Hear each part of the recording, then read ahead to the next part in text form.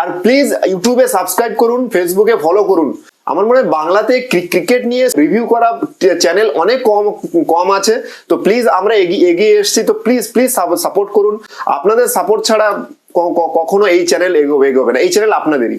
মুম্বাইয়ের কাছে যেমন আছে হিটম্যান, কেকেআর এর কাছে আছে যেমন the giant man Andre Russell, তেমনি গুজরাটের কাছেও কিন্তু আছে the snake man Rashid Khan. সে আবারও প্রমাণ করলো সে কিন্তু বড় বড় ফিনিশারের থেকেও কোনো অংশে কম নয়।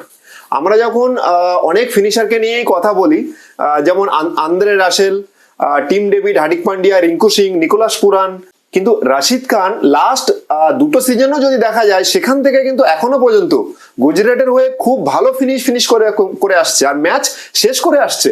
এই নয় যে অনেকে হয়তো ভাবে যে রশিদ খান একটা দুটো বল হিট করবে তারপরে হয়তো আউট হয়ে যেতেও পারে, কিন্তু না, ওকে একটা প্রপার অলরাউন্ডার হিসাবেই এখন নিতে হবে। ও খুবই পারফেক্ট ধরনের একটা ব্যাটসম্যান, আর যে শটগুলো খেলে কোনো ভুলভাল শট নয়, যে সাইডের বল সেই সাইডে খেলে। ও কিন্তু আজকে যে লাস্ট শটটা খেললো অফের বল কিন্তু স্ট্রেটের লেগে টেনে মারেনি, অফের বল অফে পাঞ্চ করেছে। অনেকেই রাশিদ খানে কিন্তু প্ল্যান করে আসে না, কারণ রাশিদ খান যে ধরনের বলগুলো মারে আমি দেখেছি, ওই ধরনের বলগুলো যদি ওরা প্ল্যান করে রাশিদ খানের বিরুদ্ধে করে, মারা অনেক চাপ। আজকে যে আবেশ খান লাস্ট বলটা করলো, আবেশ খান কিন্তু অফে বল ঠিকই করেছে, হয়তো পেস কম দিতে পারতো। কাউকে লাইটলি নিলে হবে না, কারণ আমরা দেখেছি রাশিদ খানের ব্যাটে 6-4 আছে, স্ট্রাইক ভালো করে, টাইমিংও ভালো করে, আর সে অনেক কনফিডেন্ট। সবথেকে বড় কথা হলো ফিনিশ করতে গেলে কনফিডেন্ট চাই, যে 16 বলে 50 আমি তুলতে পারবো, দুটো তিনটে 6 মারার পরে আমি ম্যাচটা ক্লোজলি গেলে আমি ম্যাচটা তুলতে পারি, কনফিডেন্টটা মেন। আর গুজরাটের সব থেকে প্লাস পয়েন্ট হলো গুজরাট রাশিদ খান ফিনিশ তো আছেই, প্লাস ইন্ডিয়ান ফিনিশার রাখছে, বিজয় শঙ্কর, তারপরে শাহরুখ খান, প্লাস রাহুল তেবাটিয়া। বড় বড় টিমের কি হয় না, বড় বড় ফিনিশার রাখছে, তারা কি হয় একটা দুটো মেরে চলে যাচ্ছে, কিন্তু ইন্ডিয়ান ফিনিশার যেখানে রাখছে তারা বিলিভ করে যে তারা ওই পজিশন থেকে 3-4 বছর ধরে ওই পজিশন খেলছে। আমি যে রাহুল তেবাটিয়ার কেরিয়ার দেখি 5-6, কিন্তু ও 4-5 বছর ধরে খেলে আসছে। ও জানে কি ধরনের বল হবে, কাটার হবে, স্লোয়ার হবে। শাহরুখ খান ওই টাইপের প্লেয়ার, ডোমেস্টিক ওই টাইপের খেলছে। রাশিদ খানও 2-3 সিজনে আরো বল কনফিডেন্ট এসছে, বলে ব্যাট মানে মেরে এই যে কম্বিনেশনটা গুজরাট করছে এটা ভালো।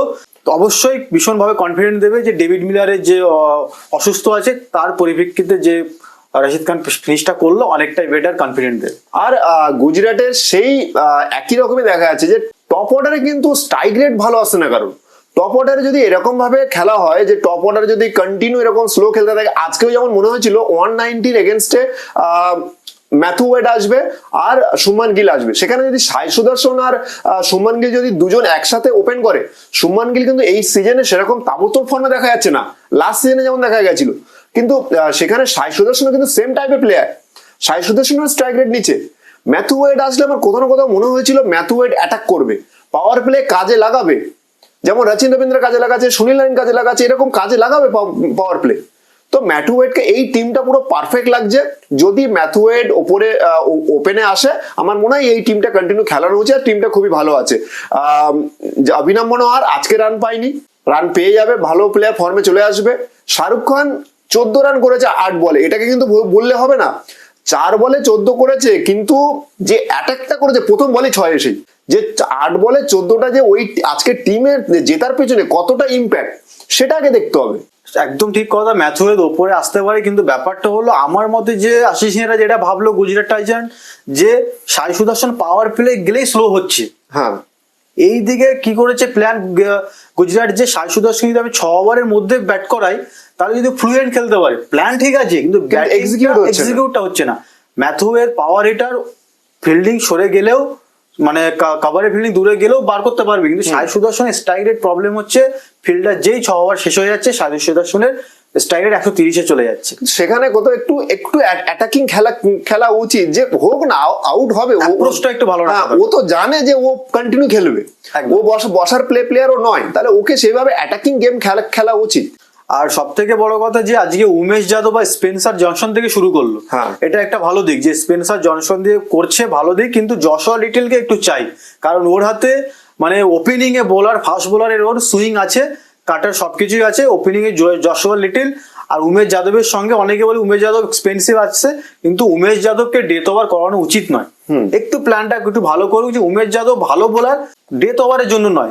যেটা আজ রাজস্থান করলো, অনেকে ভাবে 10 বলতে 2 ওভার ছিল কেন করালাম না, কিন্তু সঞ্জু স্যামসন কোথাও একটা স্ট্রিক মিস করে গেছে যে 17 বা 16তম ওভারে অশ্বিনকে দিয়ে ওখান থেকে রানের গতিটা বেড়ে গেছে। ওই জায়গায় ট্রেন্ট বোল্টকে করে দিতাম, তারপরে আমার ফাস্ট বোলার গুলো রাখছি, তাহলে ওগুলো মনে হয় হতো। ট্রেন্ট বোল্টকে লাস্ট 19-20 বা 18-19-20 দাওয়া উচিত নয়, দিলে এমনি মার খাবে ওরাতে। ওই সুইং ছাড়া আর কিছুই নেই, কারণ ইয়ারকারও করতে পারবে না এক্সিকিউট। খেলা ভালো ছিল, শুধু একটা ওভারের জায়গায় ওখান থেকে ম্যাচটা বেরিয়ে গেছে।